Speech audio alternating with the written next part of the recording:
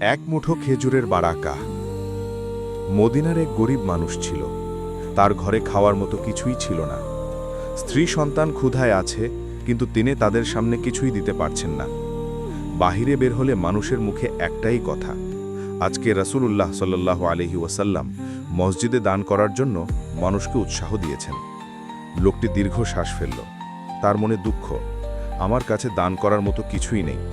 মানুষের মতো বড় বড় দান তো দূরের কথা, নিজের ঘরেও খাবার নেই। কিন্তু তার হৃদয় বলল, অল্প হলেও দাও, আল্লাহ নিয়ত দেখেন। সে ঘরে ফিরে দেখল, এক কোণে ছোট একটি থালায় মাত্র 3টি শুকনো খেজুর পড়ে আছে। এগুলোই ছিল তাদের শেষ খাবার। স্ত্রী বললেন, এগুলোই আমাদের রাতের খাবার, তুমি এগুলো নিয়ে যাবে? লোকটি দোয়া করল, হে আল্লাহ, তুমি যদি গ্রহণ করো তবে অল্পও অনেক। সে 3টি খেজুর নিয়ে মসজিদে গেল। বড় বড় দান এসে জমা হচ্ছে, স্বর্ণ, রৌপ্য, খাদ্যের বস্তা, উট, ছাগল। লোকটি লজ্জা পেল, তার হাতে শুধু 3টি খেজুর। তবুও সে নিজের লজ্জাকে হারিয়ে সেই 3টি খেজুর দান বাক্সে রেখে দিল।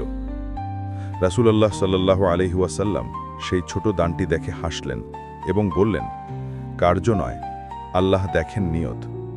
এই 3টি খেজুর কিয়ামতের দিন পাহাড় সম সওয়াব হয়ে দাঁড়াবে, যদি নিয়ত থাকে শুধুই আল্লাহর জন্য। লোকটির চোখে পানি এসে গেল। সেদিন রাতে বাড়িতে ফিরে দেখল, এক প্রতিবেশী দরজায় দাঁড়িয়ে। তিনি বললেন, আজ আমরা কিছু অতিরিক্ত খাবার রান্না করেছি, তোমাদের কথা মনে পড়ল, নিয়ে নাও। তার হাতে ছিল খাবার ভরা একটি বড় থালা। আল্লাহ তার ছোট দানকে কবুল করলেন আর ফিরতি হিসেবে দিলেন বরকত, খাবার, সন্তুষ্টি এবং সওয়াব।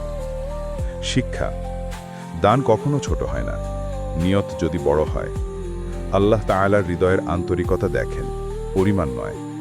জীবনে কঠিন সময় এলে বরকতের দরজা দান সদকা থেকেই খুলে যায়।